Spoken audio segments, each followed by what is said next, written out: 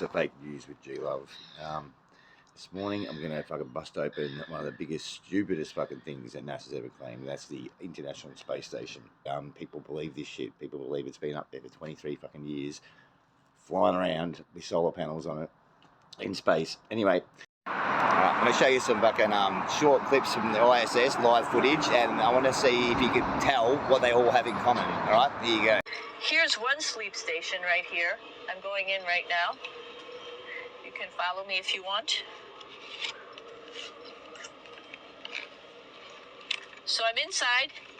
It's sort of like a little phone booth, but it's pretty comfy. I've got a sleeping bag. Ayla, when we first get to space, we feel sick. Your body's really confused. And so, you know, you're dizzy, your lunch is floating around in your belly because you're floating, and what you see doesn't match what you feel. So you want to throw up. So how do you throw up if you get sick in space? Oh, the sun's starting to come up.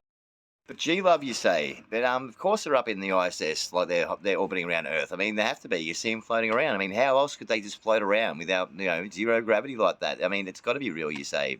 Yeah, well, you know, there are ways to fake it, and they know all of them. Yeah, so right now we're in the Japanese laboratory. It's one laboratory out of many here on the International Space Station. It's actually on the left-hand side. If I was International Space Station and I was flying through space like this, my left hand would be where the Japanese laboratory is.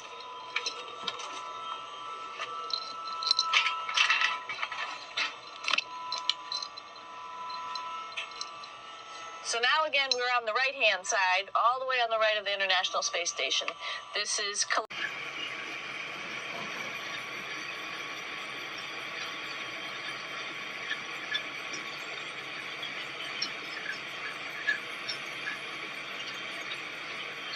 I want you to take note. I'm filming next to the road here. What can you hear in the background?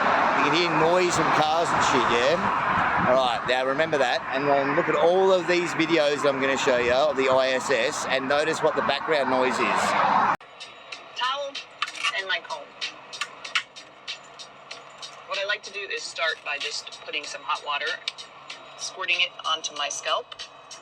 We have the coolest washcloths ever here on the space station. I'm going to show you. Here's one of our washcloths. You can hear it in every single video they do. It's the fucking airplane. They're in a fucking zero gravity airplane, and you can hear it literally because there's things allowed. Doing a little tour.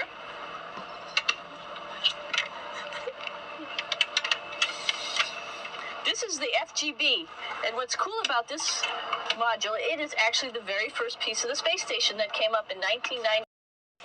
Chris Hadfield here aboard the International Space Station. We keep busy on board the space station. Long days, lots of work, physical exercise. At the end of it, you're tired. And if you're thinking that's just the air conditioning system making all that noise, then here is what a zero gravity plane actually sounds like, and it's identical, mate. This is undeniable.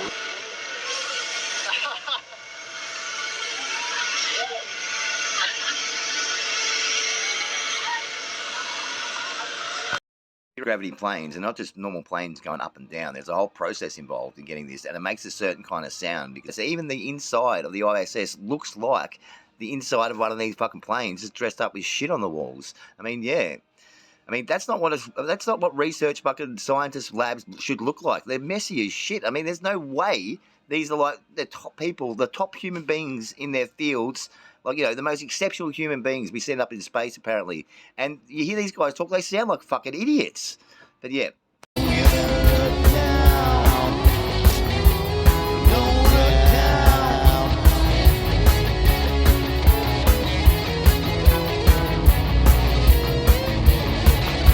So here you go. This is the process of how they achieve zero gravity in these zero gravity planes. 3 pilots simultaneously controlled the plane during parabolic flight, each in charge of a specific axis. One pilot controls the pitch of the plane, or the nose up and nose down angle. This is the most difficult of the 3 axes to control. A second pilot controls the roll movement, keeping the wings horizontal and stable. The third pilot handles the engine speed and monitors flight parameters.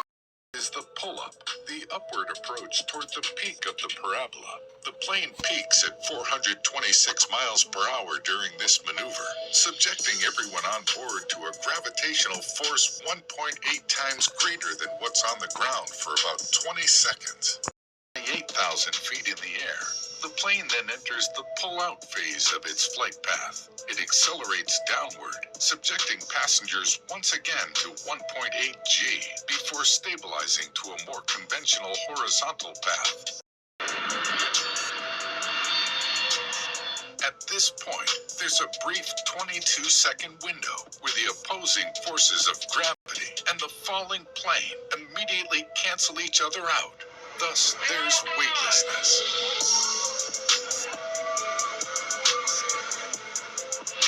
These 22 seconds start and end at an altitude of roughly 25,000 feet. The sudden shift can cause blood to rapidly flow to your head, which could be very nauseating for some. This is why zero-gravity planes are also known as the Vomit Comet. Then you have these guys that claim to take photos from Earth of the ISS, like in the sky. So I mean, you know, of course it's real. It has to be there. I mean, there's no way to fake the photos, even though the thing's supposed to be moving at 17,500 miles per hour, which is 6 times faster than the bullet. Yet someone can snap it from 250 fucking miles away on the Earth. Like, yeah, come on, give me a break.